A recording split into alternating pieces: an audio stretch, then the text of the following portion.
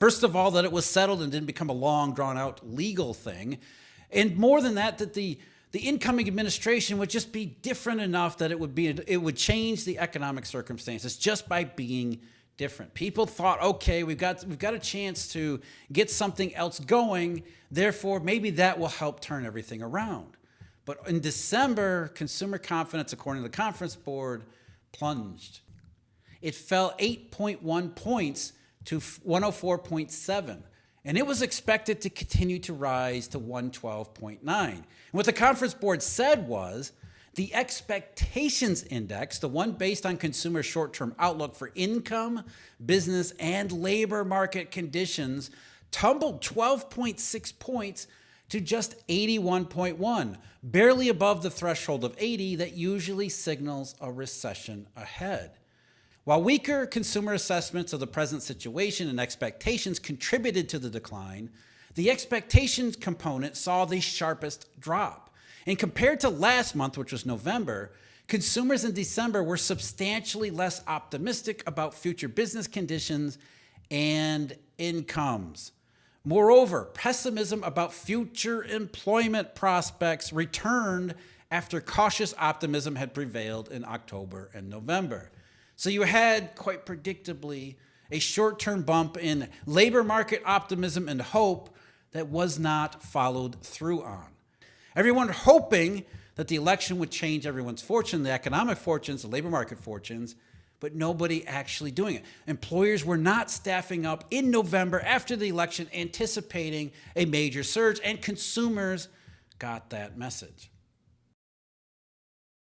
And you can see just how desperate the situation is when you actually step back and look at the employment data in its proper context. Just the CES numbers, the payroll, the establishment survey.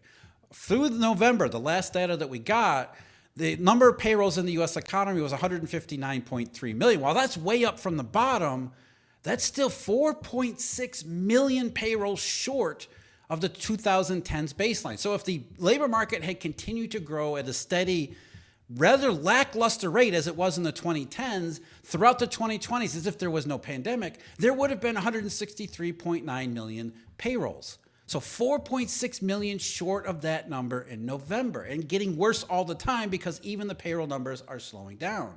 The CPS, or the household survey, that shows 161.1 million in the month of November, which should have been 170.2, or 9 million short of an actual recovery. And it's worse with full-time jobs. That one is over 10 million short.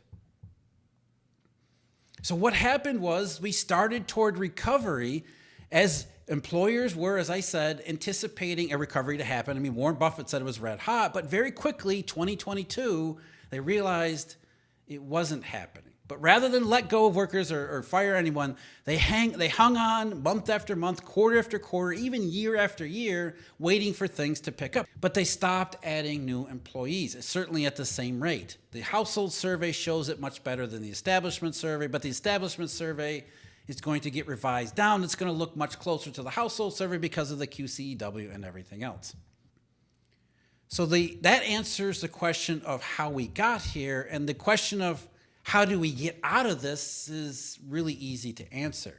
We get out of this once the economy normalizes to its fundamental levels. The amount of work that is necessary to produce what's actually being bought and sold in terms of volume, in real terms in the economy, or services that are actually provided. Forget the future expectation for a booming economy. What are we actually producing right now?